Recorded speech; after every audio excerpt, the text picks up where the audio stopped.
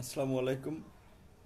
যারা লাইভের সাথে আছেন তাদের সকলকে শুভেচ্ছা জানাচ্ছি, আর যারা পরবর্তীতে দেখবেন তাদের প্রতিও শুভেচ্ছা জানাচ্ছি।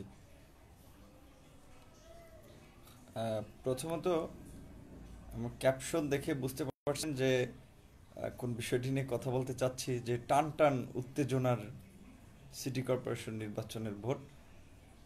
কিন্তু শেষ পর্যন্ত সেই ভোট কি উৎসব থাকবে নাকি সহিংসতার সংখ্যায় পরিণত হবে, সেটি আগামীকালকে বোঝা যাবে।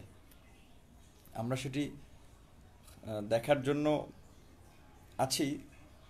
তবে আমাদের যেটা আস্থা এবং বিশ্বাস, ধারণা, সেটা হচ্ছে যে জনগণ যেটা চাইবে ভোট সেটা হবে। মানে আমরা যদি চাই যে এই ভোটকে উৎসব মুখর করতে, তাহলে কিন্তু আমরা পারবো। আর যদি আমরা হাল ছেড়ে দেই যে না, যে ভোট যা হবার তাই হবে, তাহলে তো তাই হবে। কারণ হচ্ছে যেটা প্রায় শত শত মানুষ যদি ভোট কেন্দ্রে চলে আসে, তাহলে আমাদের যে শঙ্কাটা যে আমরা ভোট দিতে পারবো না কিংবা আমাদের নানা ধরনের ঝামেলা হবে, সেটি কিন্তু সফল হবে না। আমরা আহ, কিছুদিন আগে আমি একটি লাইভ করেছিলাম, সেখানে আমি বলেছি, তারপরে বলছি, যেহেতু ঢাকার 2 সিটিতে নির্বাচন, আহ, সুতরাং, এবং ঢাকা তো বলা চলে যে বাংলাদেশের প্রাণকেন্দ্র। আর সেজন্য এই নির্বাচন নিয়ে কিন্তু দেশি বিদেশি সব মহলেরই একটা নজর এই নির্বাচনের দিকে আছে। পাশাপাশি যে আহ, আমরা যে গণমাধ্যমের, যে বর্তমানে যে গণমাধ্যম, অসংখ্য গণমাধ্যম রয়েছে, তাদেরও কিন্তু একটা নজরদারি এই নির্বাচনের দিকে, এবং খুব একটা যেটা বলে যে তীক্ষ্ণ দৃষ্টি কিন্তু আছে।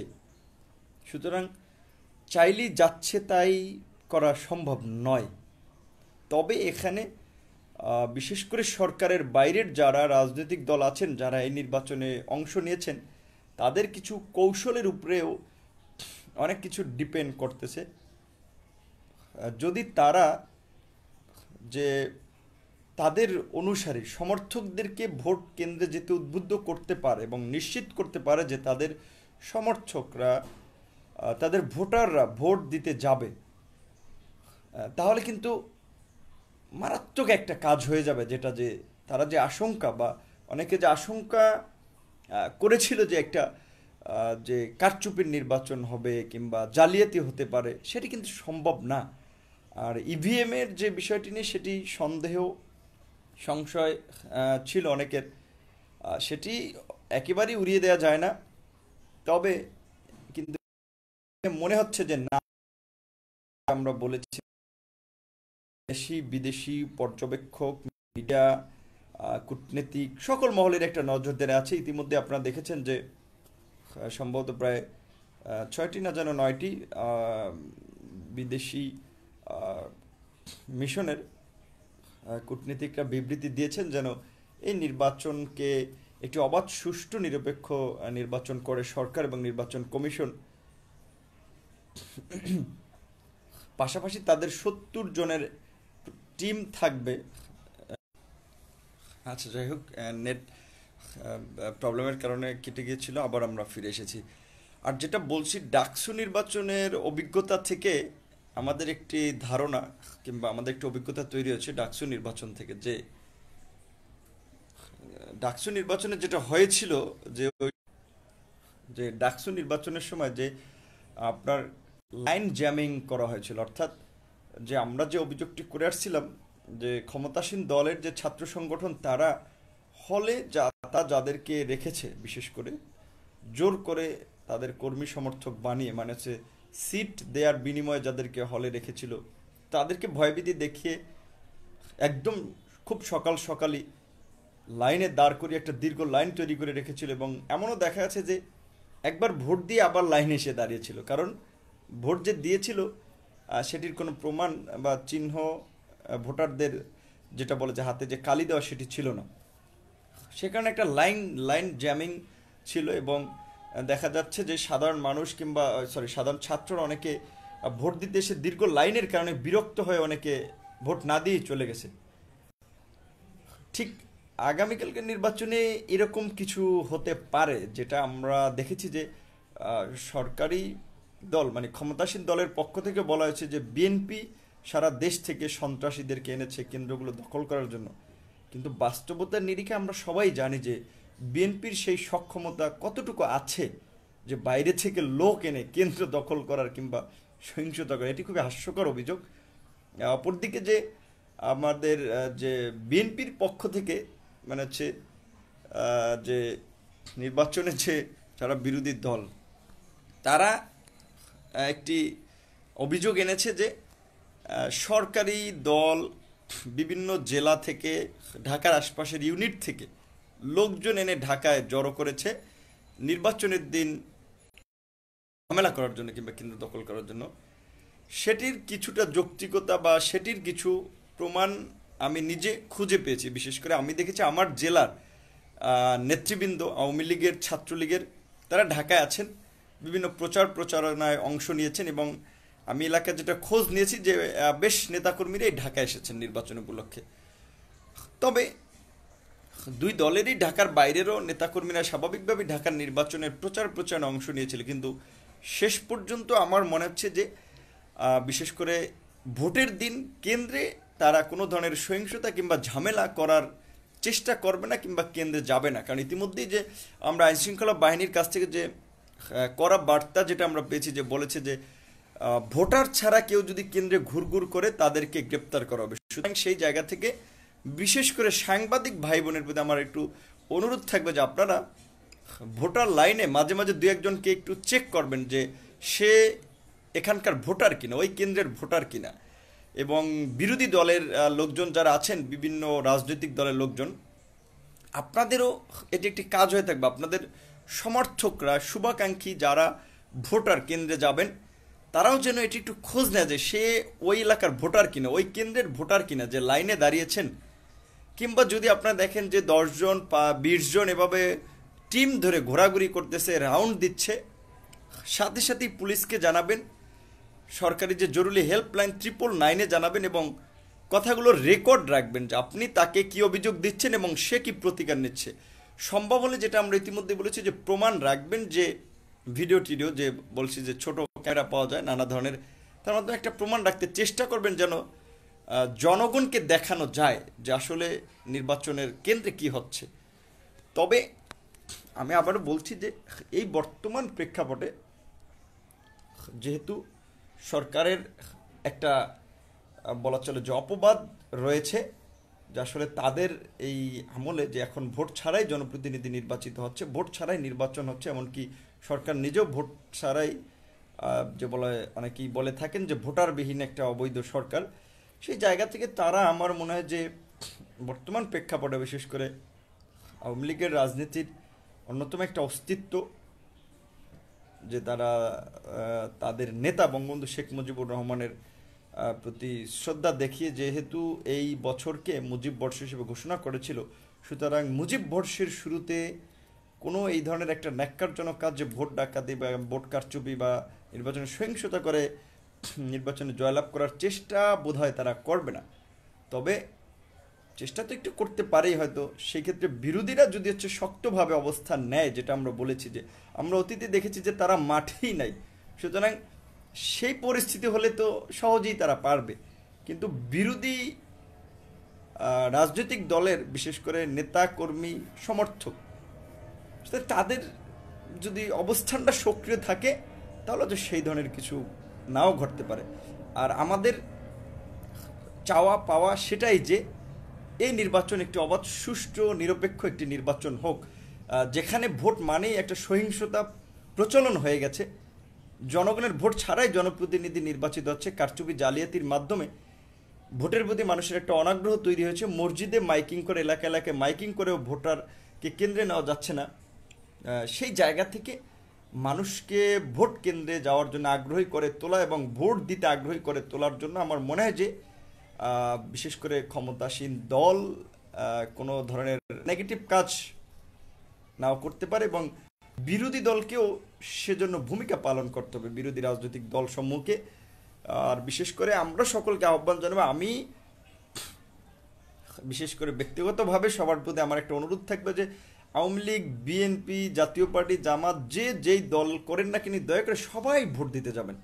কালকে যেহেতু ঢাকাতে তো ছুটি রয়েছে, সুতরাং আমরা অনেক সময় মনে করি যে আমার একটা ভোট না দিলে কি হবে, বা আমি কেন্দ্রে গেলাম না, এই একজনকে দেখা দেখি কিন্তু আরো পাঁচজনই হচ্ছে যাবে না। সুতরাং যদি একজন যান উৎসাহিত হয়ে যে ভাই আমি ভোট দিতে গেছি, তুমি যাচ্ছ কিনা বা যাবা কিনা, প্রয়োজনে একসাথে দল বেঁধে যান, দেশের জন্য খুবই একটা উপকার। এবং এই মুহূর্তে দেশের জন্য খুবই জরুরি যে বিশেষ করে নির্বাচনী ব্যবস্থা যে ধ্বংস হয়ে যাচ্ছে, একটা সার্কাসে পরিণত হয়েছে, যে আজকে মাইকিং করে নেওয়া লাগে, সেই জায়গা থেকে বের হয়ে না আসতে পারলে তো আমাদের জন্য সামনে খুবই বিপজ্জনক। যে বিশেষ করে ক্ষমতায় যারা থাকে তারা তো চাবেই সবসময় যে আজীবন ক্ষমতায় থাকতে, যদি জনগণের ভোট ছাড়া ক্ষমতা যাওয়ার কোনো রাস্তা থাকে সেইটিতে তারা অ্যাপ্লাই করতে পাবে। আর সেইটা যদি আমরা সুযোগ দেই যে আমরা যদি ভোট কেন্দ্রেই না যাই, আমরা যদি হাল ছেড়েই দিই, তাহলে তারা আহ, কি বলে যে সহজেই সুযোগটা লুফে নিতে পারবে। আর যে জরিপের কথা আমি বলবো, কিছু কিছু আছে যারা আওয়ামী লীগের লোক আওয়ামী লীগের প্রার্থীদের পক্ষে জরিপ দেখিয়েছেন, বিএনপির লোক বিএনপির পক্ষে জরিপ দেখিয়েছেন, এটি খুবই হাস্যকর এবং এগুলো মানুষ আসলে ভালোভাবে নেয় না। আমরা দেখেছি বিশেষ করে ইনকলাবের জরিপ দেখেছি, মানব জমিনের জরিপ দেখেছি, তারপরে বাংলা টিভিতে একটা জরিপ করেছে বিভিন্ন প্রার্থীদের নিয়ে জরিপ, সেখানে আমরা দেখেছি যে কারা কতটুকু এগিয়ে আছে। সুতরাং সেটি নিয়ে এত বাহাবার কিছু নেই, কালকেই প্রমাণিত হয়ে যাবে। আমরা দেখার অপেক্ষায় রইলাম যে অবাধ, সুষ্ঠু, নিরপেক্ষ, গ্রহণযোগ্য নির্বাচনের মধ্যে দিয়ে একটি উৎসব মুখর ভোট হবে এবং সেই ভোটে আমরা ঢাকার মেয়র কাউন্সিলর পাবো। আবার বলছি যে ভোট উৎসব হবে না সহিংস হবে না সংকার হবে, সেটি অনেকাংশে নির্ধারণ করবে জনগণ। জনগণ যদি জনস্রোত তৈরি করে ভোট কেন্দ্রে চলে যায়, কারো বাপের সাধ্য নাই নির্বাচন কে প্রশ্নবিদ্ধ করার কিংবা ভোটকে প্রহসনে পরিণত করার। সুতরাং আমরা যদি না যাই তাহলে তারা সুযোগ পাবে, আমরা যদি যাই এবং ডিটারমাইন থাকি যে আমার ভোট আমি দিয়ে যাব। প্রায়ত সকাল 8টা থেকে শুরু করে সম্ভবত 4টা না 5টা পর্যন্ত ভোট হবে। সবার একসাথে যেতে হবে না যে একেবারে সকালবেলায় যেতে হবে, দুপুরের টাইম আছে, বিকালের টাইম আছে, আপনাদের সুবিধাজনক টাইমে যান। তবে যারা যাবেন অন্তত একটা দল বেঁধে যান, 10 জন 12 জন 5 জন করে একসাথে যান। আর যারা ভোট দিবেন, ভোট দেওয়ার পাশাপাশি যেটা বলছি, সবাই একজন সাংবাদিক হিসেবে, একজন আইন শৃঙ্খলা বাহিনী হিসেবে সেখানে একটা ভূমিকা পালন করেন যে কোনো অপ্রীতিকর ঘটনা ঘটছে কিনা, কোনো বিশৃঙ্খলা হচ্ছে কিনা। আর যেটা বলছি, পারলে ক্যামেরায় বন্দি করে ফেলাবেন। আর কোনো প্রবলেম দেখলে, সন্দেহ হলে আইন শৃঙ্খলা বাহিনীকে ইনফর্ম করেন। আর বিশেষ করে ইভিএম এর ভোট যেহেতু, সুতরাং বাইরেও তো ডিসপ্লে দেওয়া থাকবে, তারপর একটু ভালোভাবে জেনে শুনে যে আপনার ভোটটা ভালোভাবে আপনি দিতে পেরেছেন কিনা। সম্ভবত আমি একটু নমুনা যেটা দেখেছিলাম, সেখানে যে একটা কন্ট্রোল ইউনিট থাকবে যেখানে আপনি ভোটার আইডি কার্ডটা ঢুকানোর সাথে সাথে আপনার ব্যালট পেপার চলে আসবে। দ্যাট মিনস যে কাউন্সিলর, মেয়র, সংরক্ষিত নারী কাউন্সিলর, 3টা ব্যালট পেপার আসবে। তারপরে আপনার একটা সম্ভবত পুশ বাটন আসবে যে আপনি কোন মার্কায় ভোট দিতে চান। ব্যালট আসার পরে সেই মার্কায় আপনি ভোট দিয়ে সাদা বাটনে চিহ্নিত করে নিশ্চিত করতে হবে যে আপনি ভোট দিয়েছেন। আর তারপরে যেটা বলা চলে যে তারপরে আপনি শিওর হবেন আগে যে ভোটটা দিতে পেরেছেন কিনা। প্রয়োজনে আগে ডিসপ্লে অবশ্যই কেন্দ্রে দেওয়া থাকবে বা নমুনা দেওয়া থাকবে, সেটা দেখে নিশ্চিত হবেন। আর বিশেষ করে গতকালকে আমার জন্মদিন ছিল, সেগুলোকে আমার শুভাকাঙ্ক্ষী সহযোদ্ধা যারা আমাকে শুভেচ্ছা জানিয়েছেন সোশ্যাল মিডিয়াতে, ফোন করে, মেসেজে, তাদের প্রতি অসংখ্য ধন্যবাদ ও কৃতজ্ঞতা। বিশেষ করে ধন্যবাদ জানাচ্ছি ছাত্রাধিকার পরিষদ সংরক্ষণের ছাত্রাধিকার পরিষদের সহযোদ্ধাদেরকে, যারা আমাকে অনুপ্রাণিত করেছেন। যে আমি দেখেছি যে বিশেষ করে সাধারণ মানুষের ভালোবাসা, যে তারা আমাকে কতটুকু ভালোবাসে, সোশ্যাল মিডিয়াতে তাদের উইশ দেখেছি। অনেকে ময়মনসিংহ সহযোদ্ধারা, তারপর চট্টগ্রামের সহযোদ্ধারা, রংপুরের সহযোদ্ধারা কেক কেটেছেন। এই ভালোবাসা আমাকে সামনের দিনে আমার পথ চলাকে আরও অনুপ্রাণিত করবে যে যেভাবে এখন পর্যন্ত জীবনের রিস্ক নিয়ে বলা চলে, যে মৃত্যুকে হাতে নিয়ে মানুষের অধিকার আদায়ে কাজ করে যাচ্ছি, কথা বলে যাচ্ছি, দেশি বিদেশি হুমকিকে উপেক্ষা করে দেশের স্বার্থে, জনগণের স্বার্থে কথা বলে যাচ্ছি, সেই কথা বলে ইনশাল্লাহ অব্যাহত থাকবে। আর যেটা আপনাদের প্রতি বারবার অনুরোধ থাকবে, যে আমরা গুটি কয়েক মানুষ কথা বলতেছি, এই কথা বলাটা কার্যকর করার জন্য, ফলপ্রসূ করার জন্য আপনাদের বাস্তব সমর্থন আমাদের প্রয়োজন। শুধুমাত্র ফেসবুকে সমর্থন হলে চলবে না। সেই জন্য আপনারা যার যার সামর্থ্য অনুযায়ী ছাত্র অধিকার পরিষদের পাশে দাঁড়াবেন, ছাত্র অধিকার পরিষদকে একটি সংগঠিত শক্তিশালী সংগঠন করার জন্য এগিয়ে আসবেন। আর বিশেষ করে ছাত্র বন্ধুদের প্রতি আমাদের অনুরোধ থাকবে, যে এই দেশটা বিশ্বের ইতিহাসে, এই ভারতীয় উপমহাদেশ ইতিহাসে ছাত্র তরুণরা নতুন নতুন ইতিহাস তৈরি করেছে। সুতরাং ছাত্র অধিকার সংরক্ষণ পরিষদ অলরেডি ইতিহাস তৈরি করেছে। আগামীর দিনগুলোতেও দেশের মানুষের স্বার্থে, জনগণের স্বার্থে, ছাত্রদের স্বার্থে ইতিহাস তৈরি করবে ইনশাল্লাহ। আপনারা সাথে থাকুন এবং সাহস নিয়ে এগিয়ে আসুন। 10বার হামলার শিকার হয়েছি, মারার জন্য টার্গেট করেছে, থেমে যায়নি। ইনশাল্লাহ আরও যে কয়বারে হামলা চালাক না কেন, বেঁচে থাকলে যেটা বলেছি যে লড়াইটা চালিয়ে যাব, আর যদি মরে যায় লড়াই চালিয়ে যাওয়ার জন্য অনেক সহযোদ্ধা তৈরি হয়েছে, সারা দেশে অসংখ্য নোট তৈরি হয়েছে। সুতরাং আপনাদের প্রতি আহ্বান থাকবে যে ছাত্র অধিকার পরিষদের শুভাকাঙ্ক্ষী হিসেবে, সহযোদ্ধা হিসেবে যে যেভাবে পারুন সহযোগিতা করবেন, এগিয়ে আসুন এবং এই সংগঠনটাকে যেন সারা বাংলাদেশে আমরা ছড়িয়ে দিতে পারি, সারা বাংলাদেশে একটি শক্তিশালী সংগঠন হিসেবে দাঁড় করাতে পারি। সেজন্য আপনারা সহযোগিতা করবেন। আর সর্বোপরি ঢাকাবাসীর প্রতি অনুরোধ, যে ঢাকার জনগণের প্রতি, যে আগামীকালকে সবাই আমরা দল বেঁধে ভোট কেন্দ্রে যান, ভোট দিয়ে নিজের প্রার্থীকে নির্বাচিত করুন। এবং বাংলাদেশে যে ভোট নির্বাচনী ব্যবস্থা অলরেডি একটি প্রহসনে পরিণত হয়েছে, সার্কাসে পরিণত হয়েছে, সেই জায়গা থেকে ভোটকে আবার একটি উৎসবে পরিণত করার জন্য এই সিটি কর্পোরেশন নির্বাচন খুবই গুরুত্বপূর্ণ।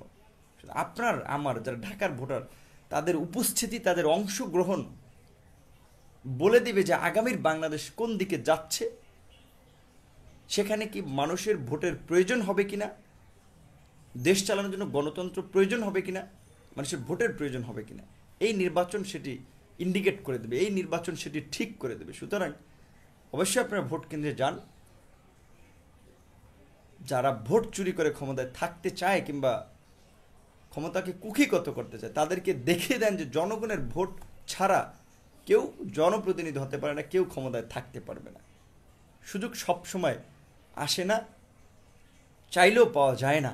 আগামীকালকে একটি সুযোগ, একটু সাহস করে যান।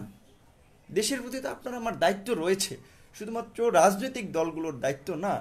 এই নির্বাচনে ভোটের মাধ্যমে শুধু মেয়র, কাউন্সিলর নির্বাচিত হবে না, যেটা আমরা বলেছি যে দেশের রাজনীতির ক্ষেত্রে এই নির্বাচন একটি গুরুত্বপূর্ণ মাইল ফলক হিসেবে কাজ করবে, মানুষের ভোটাধিকারকে ফিরিয়ে আনার জন্য, গণতন্ত্রকে ফিরিয়ে আনার জন্য।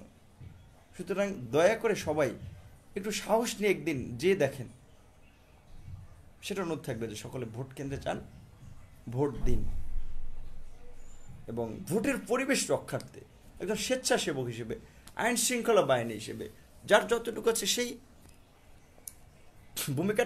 ভূমিকাটুকু পালন করুন। এবং অনেকে তো চাচ্ছে যে আপনারা যাতে ভোট কেন্দ্রে না যান, তাহলে তারা ফাঁকা মাঠে গোল দিতে পারবে। সেই কারণে নানা ধরনের বিভ্রান্তিকর, ভীতিকর বার্তা ছড়ানো হচ্ছে যে ভোট কেন্দ্রে ঝামেলা হতে পারে। দেখবেন আপনার আশেপাশে কিছু মানুষ এই আলোচনা করবে যে ভোট কেন্দ্রে কী দরকার আছে যে নিজের যে ঝামেলা হবে, ঝামেলা পড়ার, হচ্ছে আপনাকে ডিমোটিভেটেড করার জন্য।